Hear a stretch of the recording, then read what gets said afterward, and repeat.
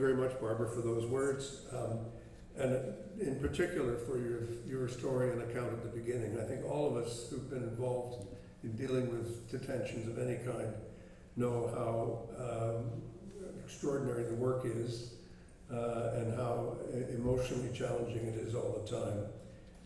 As you will have seen, we've just been joined by the Secretary General of the United Nations. Secretary General, we're very grateful for your being here today. Everyone should know that the Secretary General personally insisted on being here to part of today's event, which, as I'm sure you all know, has been pulled together at the last minute. He's been very clear in his leadership on this, and in condemning the attacks of October the 7th last year, just as they were occurring, calling for the immediate release of the hostages, as well as for pushing for an immediate ceasefire. His leadership throughout this year has been extraordinary, and I'm very delighted to be able to ask him to step forward and say a few words, knowing that he will be leaving shortly after his remarks. Thank you very much. Secretary General, if you would please take the floor.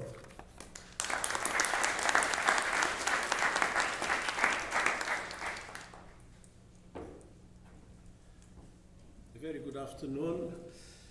I must apologize because it will be indeed a short presence, but unfortunately the high-level week for me has not yet finished.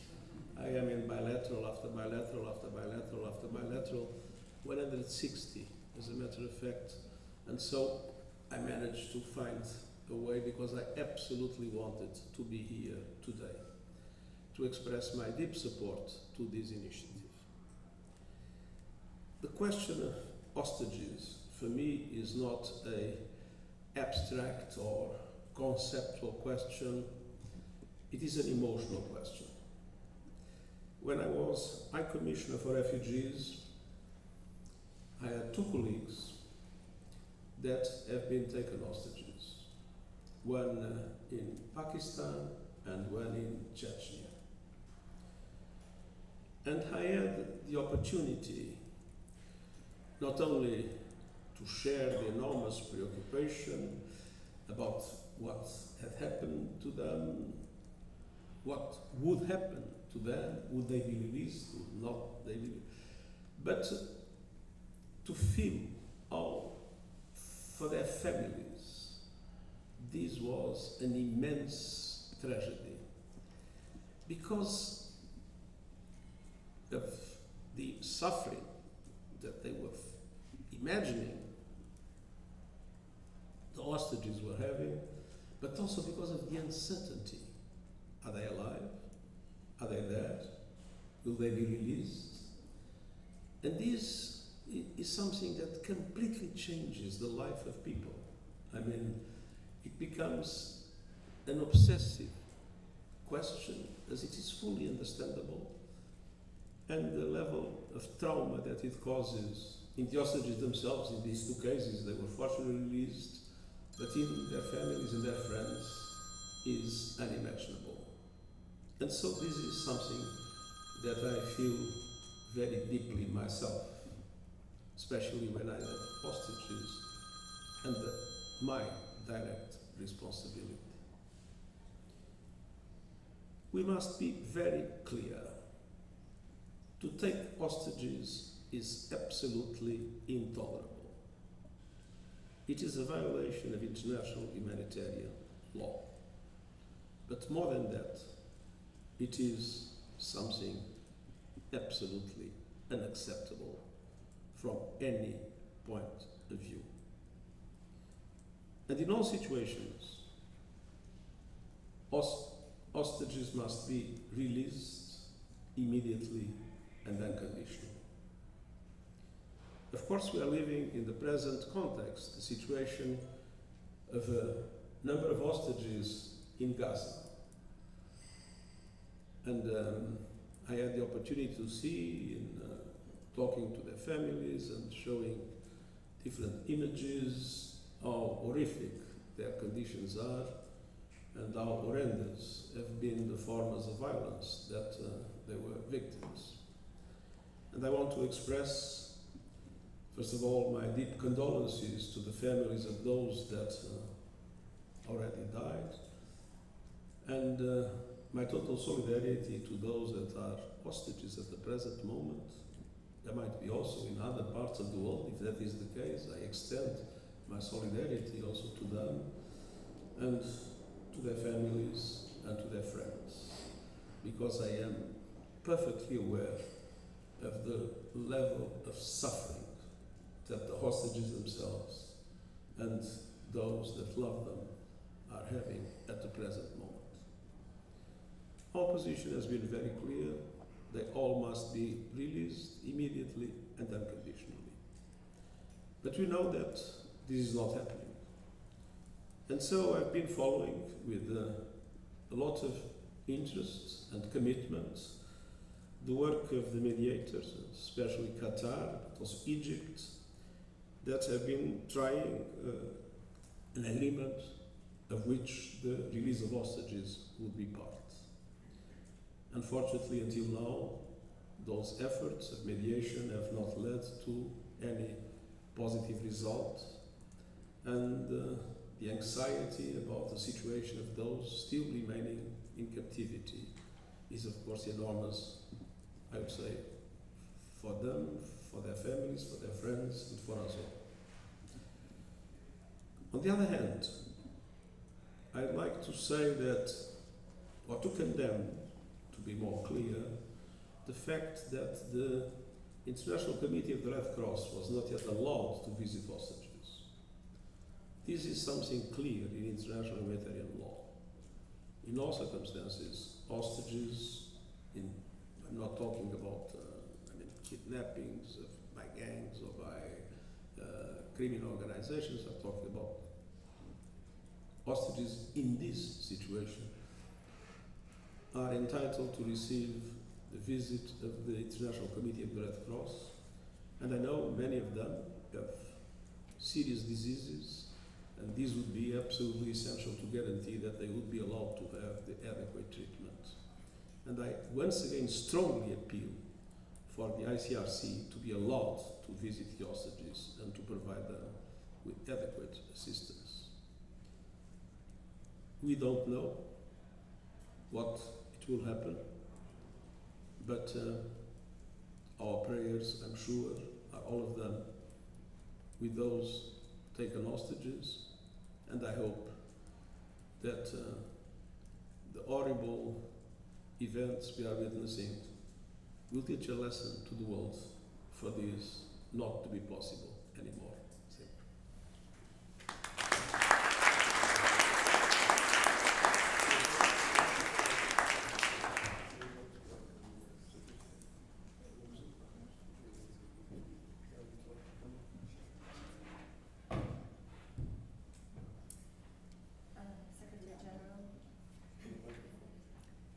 We would like to present you with a token of appreciation, with a challenge coin.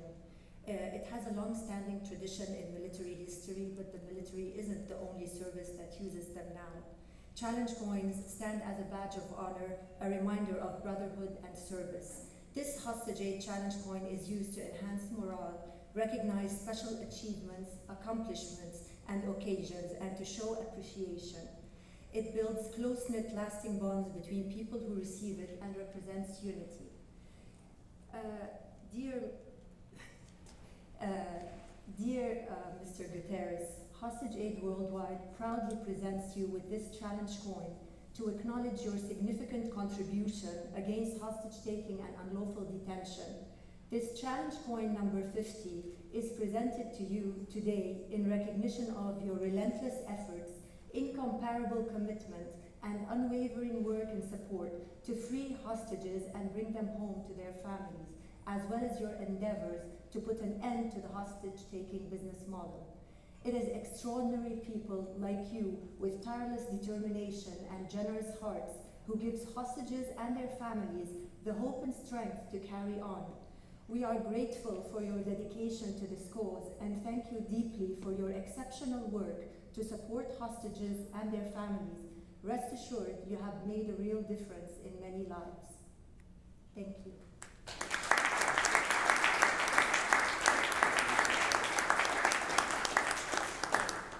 Well, thank you very much. This is something I do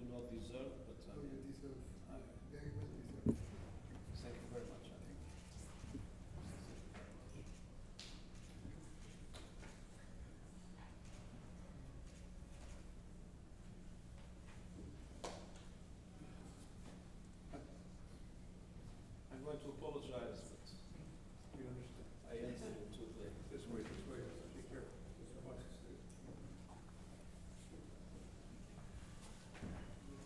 Thank you very much, Secretary General, and thanks to Carol and Nikra for Nizar for introducing us and for making this possible. I'm now going to turn the floor over to my German colleague, who's the Deputy Permanent Representative, Ambassador Thomas Eisen. He brings a wealth of experience ranging from Afghanistan and Pakistan, as well as the DRC, Rwanda.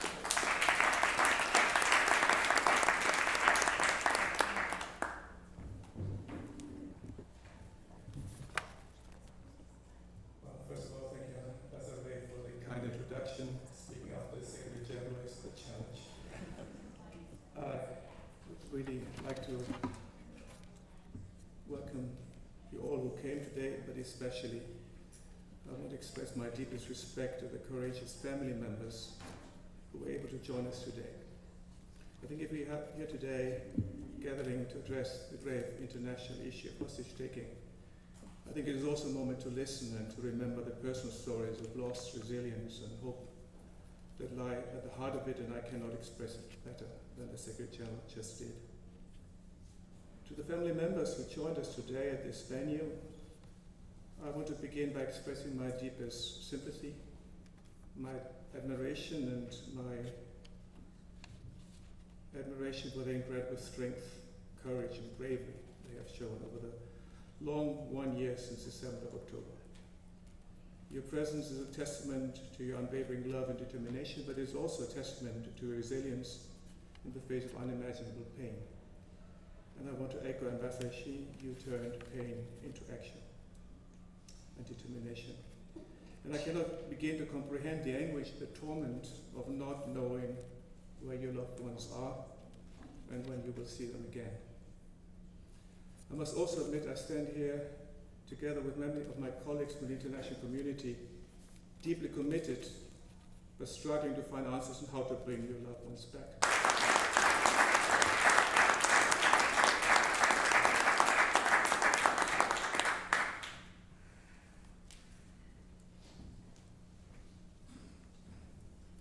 Thomas, thank you so much.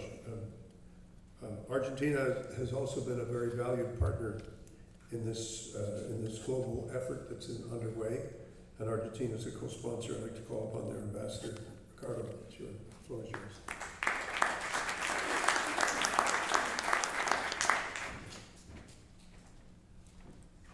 Good afternoon. And first of all, thank you very much to the organizers. It's really a pleasure to be here, and I'm going to be very brief. I just would like to share with you two thoughts.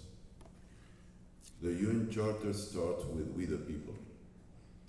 And when we are talking about the hostages, We're now going to turn the floor over to some of the organizations that have been leading the effort in advocating for the release of hostages worldwide. And so I'm now going to ask you to have a look at the screen for a moment for a video produced by Hostage Aid Worldwide, the organization which Nizar leads. Hostage Aid Global Hostage Report for 2024. Database that Hostage Aid put together. It's the largest database of hostages and unlawfully detainees in the world and goes back to 1979.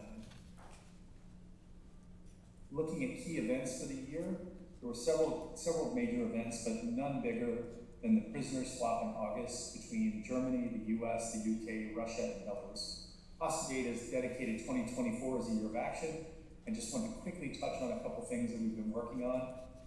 Austin Tice was an American journalist who was kidnapped in Syria in August 2012, and we wanted to look at a fresh perspective upon hostage campaigns.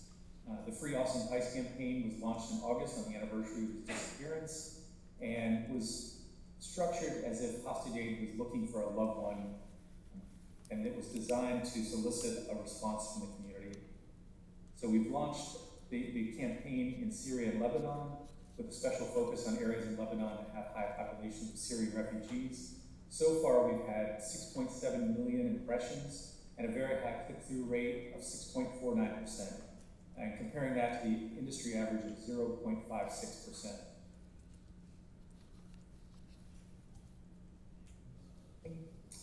Next is the UN Convention Against Hostage Taking. which was adopted by the UN General Assembly in 1979. The world has changed greatly since then, but the UN Convention has remained the same. And Hostage Aid has been talking with the UN and partners looking for ways to address modern challenges, including cyber warfare, hybrid conflicts, and terrorism. Hostage Aid has expanded its operations in 2024 by opening an office in Israel. This strategic move is aimed at providing direct support to families of hostages and enhancing advocacy efforts in the region. The new office will serve as a hub for coordinating with local and international authorities, fostering collaboration, and strengthening efforts to bring hostages home safely. Next, we'll take a look at where we stand with Israel and Gaza almost 1 year after the horrific October 7th attack. According to the latest numbers, Hamas kidnapped 233 people and brought them back to Gaza. Out of those abducted, approximately 45% were Israeli citizens, 37% were Israeli citizens with dual nationality, and 17% were foreigners. At the time of this report, approximately 75 are sadly still being held in Gaza. Next, we're going to look at our data from the year and focus on non-state actors, including non-state actors in Nigeria, Niger, and Haiti that lead abductions in 2024. According to our data, Nigerian assailants are responsible for 50% of the abductions in 2024, followed by JNIM in Niger at 33%, and the 400 Maya Wowza gang in Haiti, which is responsible for 16.67% of abductions. Looking at releases, there were several significant releases this year, including the August prisoner swap, and events continue to unfold in Israel and Gaza throughout the year. 81% of the releases this year have been a combination of negotiated, ransom/swap, and rescue. Top nationalities released this year were US, followed by Germany, France, Italy, Poland, and Sweden. Looking at releases by non-state actors, nearly 6 in 10 of all releases this year by non-state actors were by Hamas. Over 69% of the releases by Hamas were either murdered or died in captivity. Only 30.8% of those released by Hamas in 2024 were released alive. Sadly, killed was the type of release in 50% of cases by non-state actors in 2024. 31.8% of releases were rescued, and 18.2% were negotiated releases. Next, we'll look at current hostage statistics. As of September 30th, there were 54 nationalities, including lawful permanent residents, or LPRs, held hostage or unlawfully detained around the world. US citizens, including LPRs, representing 15.43% of current cases, followed by Germany at 6.91%, United Kingdom at 6.91%, France at 5.85%, and Thailand at 5.32%.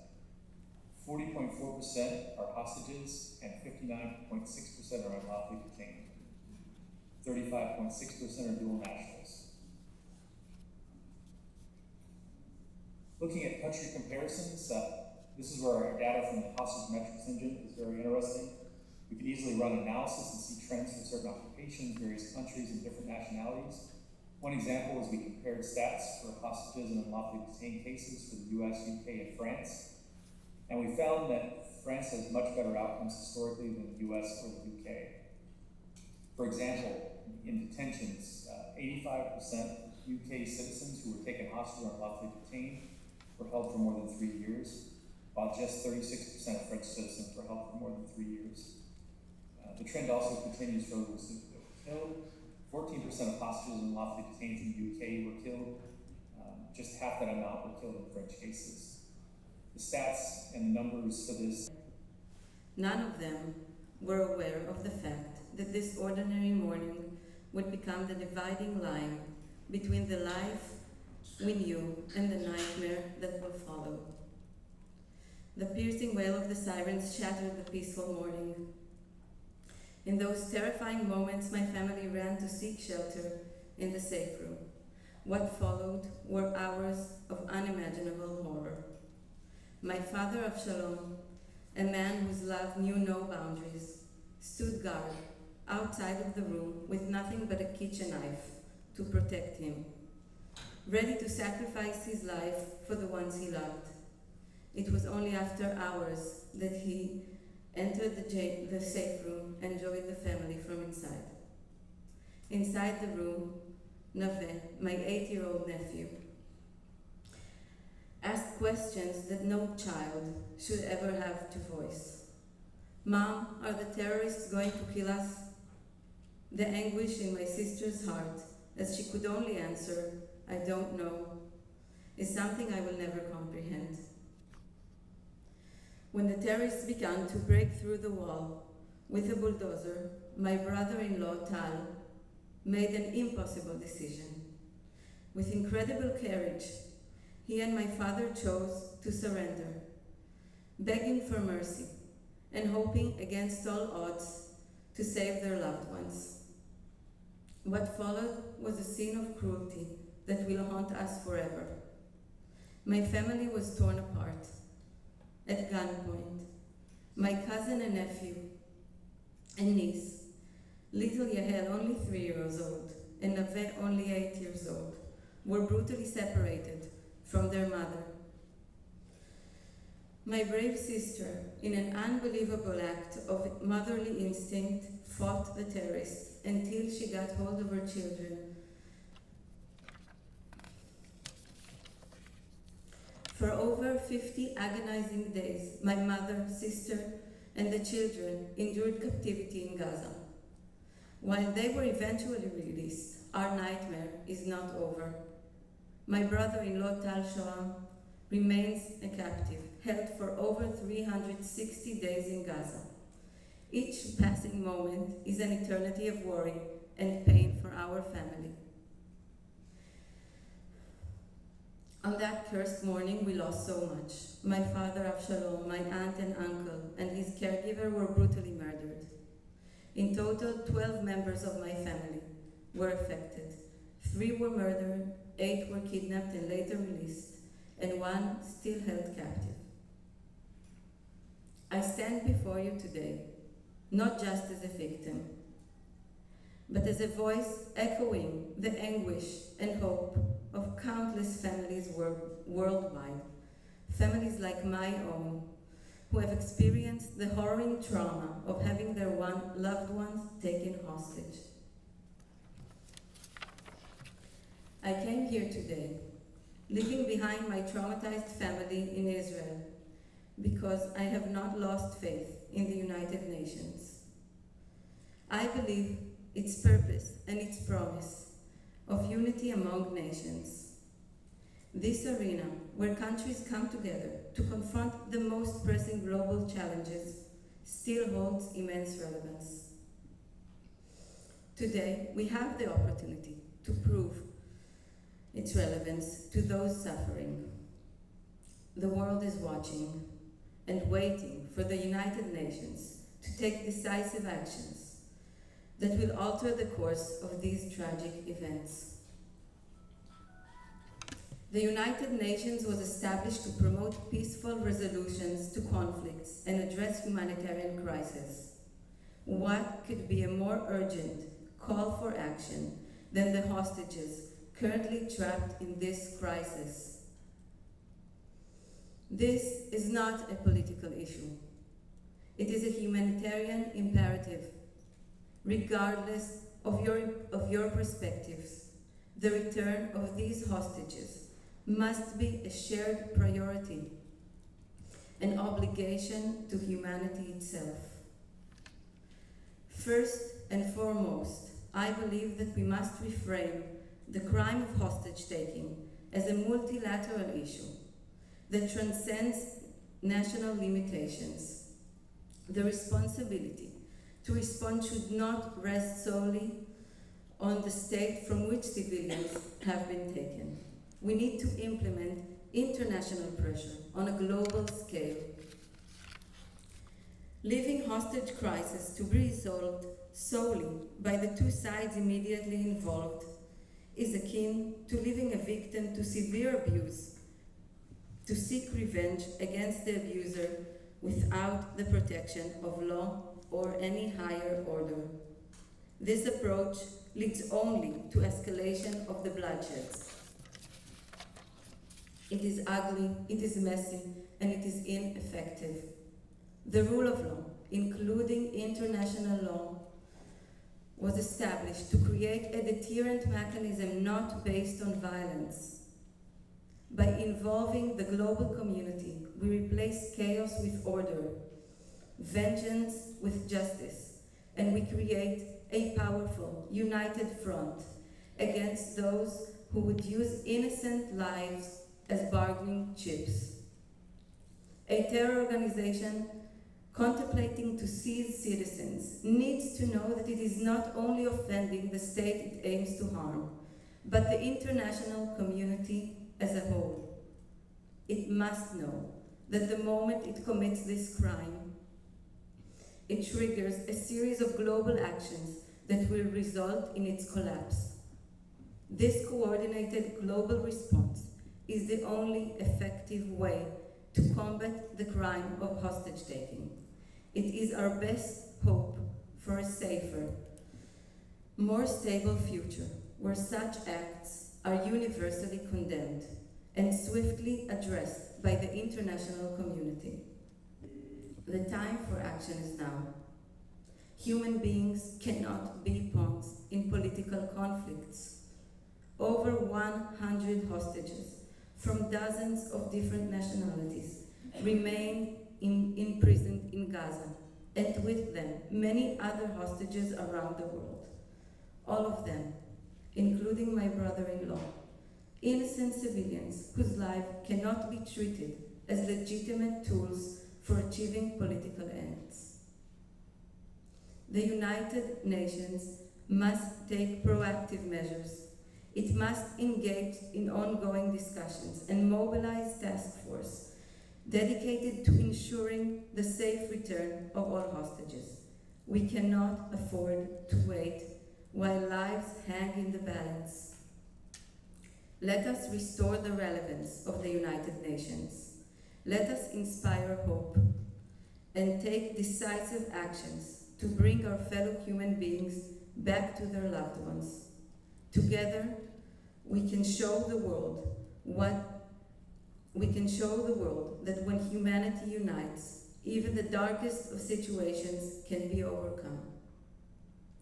I thank you personally for coming, and it was very moving for me to hear all the speakers before me, but I really plead that you do anything in your power, any action that can be taken to bring the hostages back. Thank you very, very much.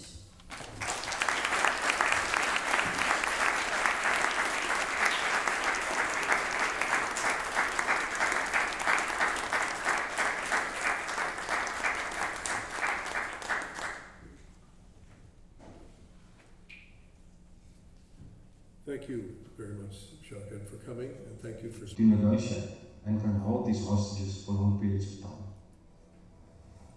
They will, however, settle for some form of victory, be that money, prisoners exchange, or concessions from the governments. These organizations have different end goals. All the terrorist organizations have different ideologies, but they are still a global threat. Therefore, it is vital for all international communities to work together in addressing these organizational threats. The only way. My name is Jeff Mookie. I was held as a hostage by JNIM and Al Qaeda linked group in Mali for 6.5 years. Hostage taken by terrorists and other non-state groups. Less populated areas, thus endangering the innocent people around them. My son-in-law, Tal Shahar, is still a hostage in Gaza by Hamas terrorists. More than 355 horrifying days. Something that you need to understand is that hostage taking in the world is on the rise.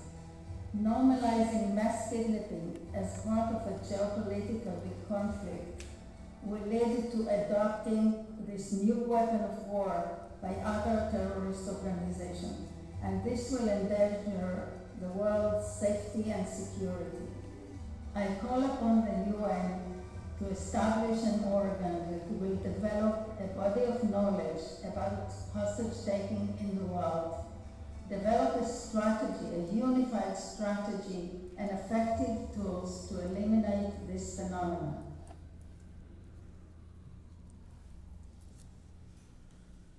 To share more of her own story about this extraordinary experience, I turn the floor over to Deborah Tice. Deborah.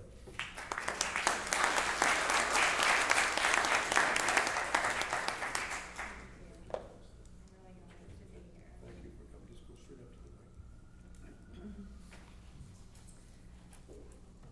So I want to thank especially Nizar for inviting me to be here, and it's been a real honor to meet the Israeli families today. I can hardly think about you without tearing up, and I can only imagine how difficult it is, and you are in our prayers always. As the mother of Austin Tice, who has been hostage in Syria for more than 12 years, I appreciate this opportunity to publicly speak about the importance of global cooperation to disrupt the circumstances which drive hostage taking. The ongoing, heartbreaking use of humans for collateral highlights the urgent need for significant changes in the response to hostage taking. Recently, we have seen an amazing resolution for hostage coordinated by international collaboration. Of course, each country faces unique challenges. Even so, the collective determination of nations working together has proven to be powerful in resolving these deliberate traumas. In the case of my son, Austin's ongoing hostage trauma, the absence of global coordination, support, and collaboration has no doubt delayed his return to freedom. It is responsible for us, it is reasonable for us to believe that if Austin's case had been taken up with strong coordination and joint efforts among countries and global institutions, including the United Nations, Austin might have walked free long ago. It is not too late for international cooperation, including shared intelligence, increased diplomatic pressure, and collective bargaining to facilitate and hasten his safe release. Non-state actors thrive in the absence of global unity. Clear and standard guidelines for handling hostage situations at the United Nations level would provide a framework which would ensure a swift, coordinated action for resolution. A world that stands united with baseline standards where the United Nations is truly empowered to take effective steps to discourage the very thought of using humans for collateral can put an end to the growing menace of hostage taking. Hostage taking is a threat to global security and to human dignity. The United Nations' unique position enables it to be more than a witness. It was created for the very purpose to be an active mediator in facilitating negotiations and brokering peace, especially when countries are in a standoff, which thwarts their willingness to engage diplomatically.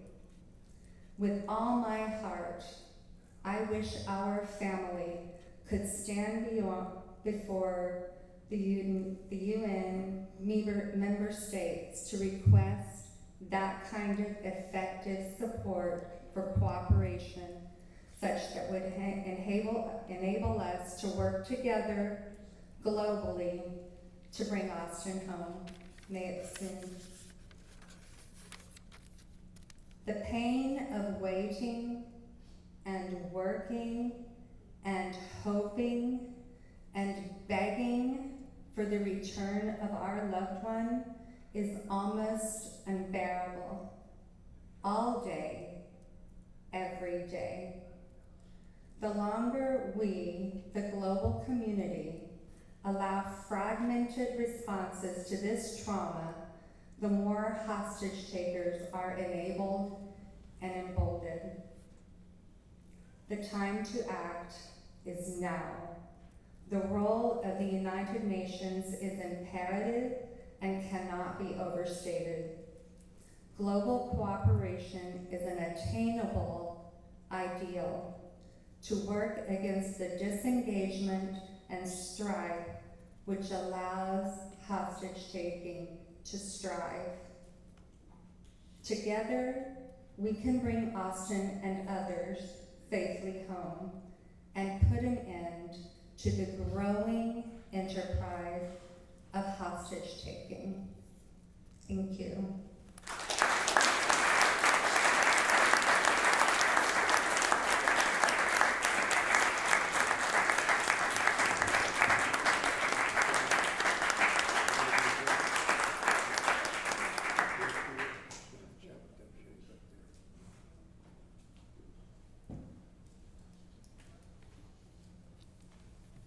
Thank you very, very much, Dan. Really want to thank you very much. We're going to have a short video on global cooperation in this.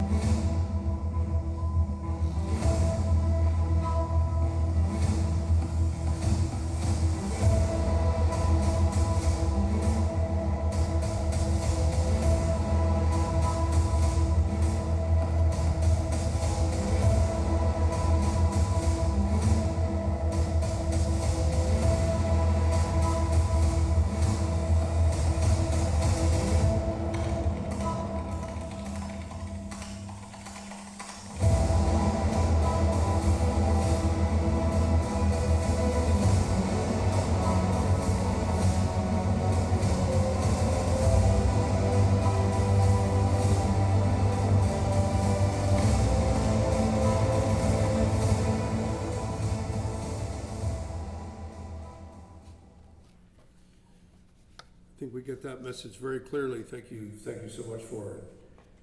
And to build on some of these ideas that you've heard about from many of our guest speakers, as well as from the videos.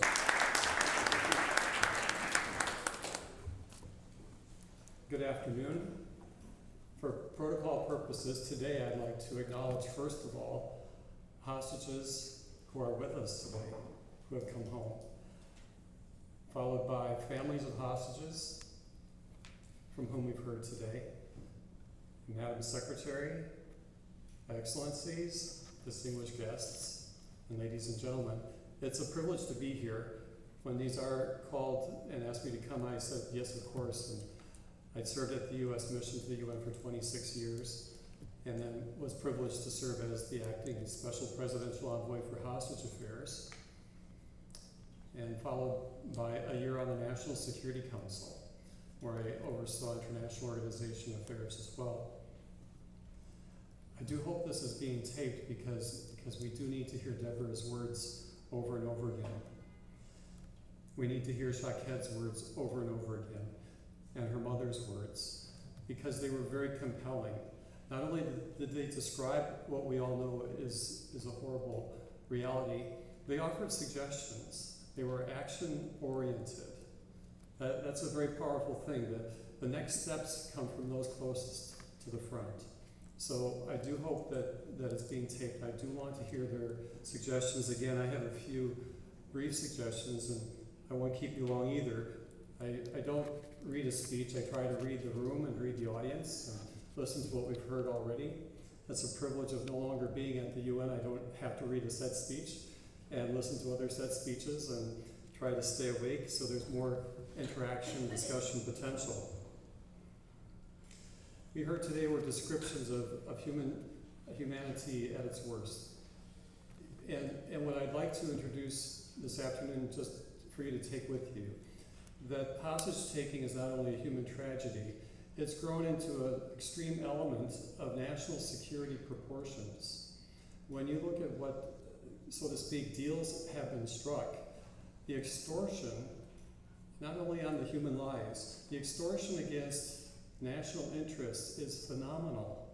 The leveraging that hostage taking can exert on national priorities and interests. Just one quick stat. We paid $1.2 billion with a B dollars to secure the release of hostages from Iran within the last year. I'm not saying it's too much, I'm not saying it's too little. I'm just saying that there is a severe national security vulnerability, and to the extent that the trend is increasing, so is that vulnerability, and we need to give our best thoughts and efforts to doctrine and to response that goes beyond individual cases. We are thrilled when a case is resolved. We take a deep breath.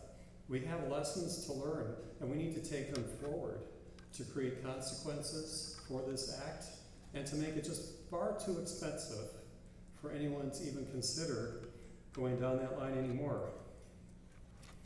I've written about this, and if you're so inclined, you can search online. I have a column called the UN and Beyond, in which I describe some of these national security vulnerabilities as related to hostage affairs. But today I was very happy that the distinguished ambassador from Germany identified the International Convention Against Hostage Taking, which they initiated in 1979. Many of you haven't heard of it, and in my 26 years at the UN, neither had I. Now, this begs for the next action step that I invite everybody in this room to consider taking. Obviously, the convention was not monitored or evaluated in any corner, and I'd be surprised if any of those Security Council resolutions condemning terrorism even had it as a footnote.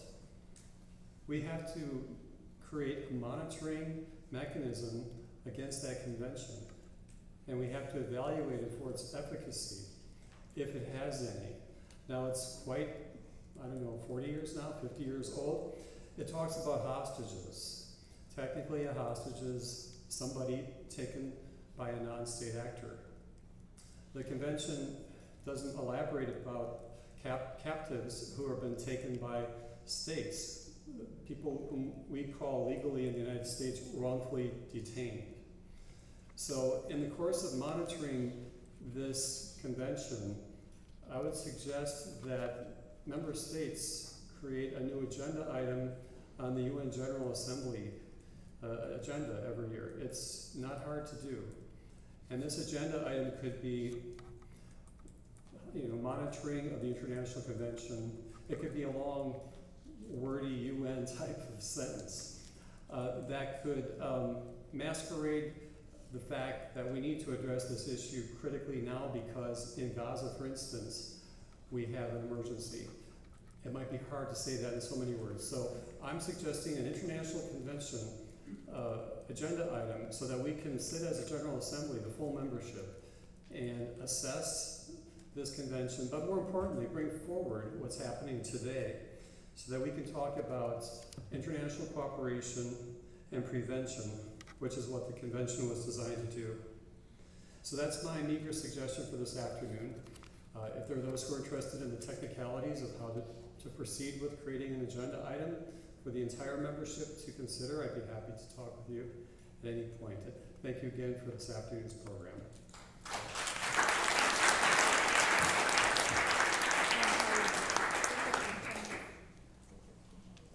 I'd like to suggest the following recommendations, some of which have been updated and some of which are new.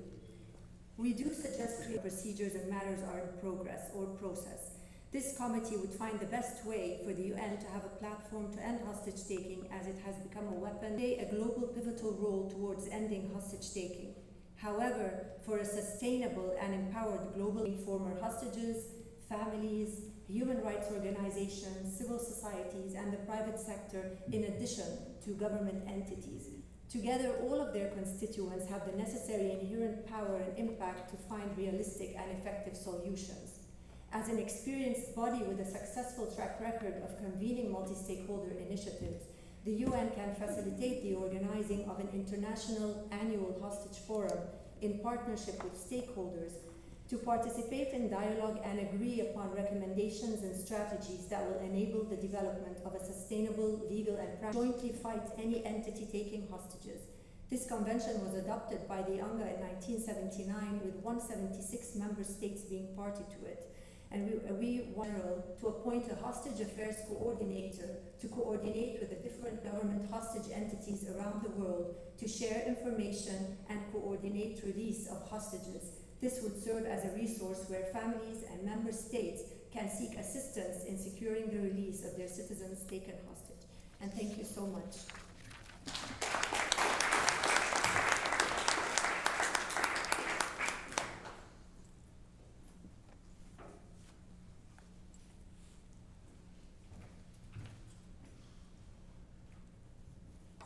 This concludes the meeting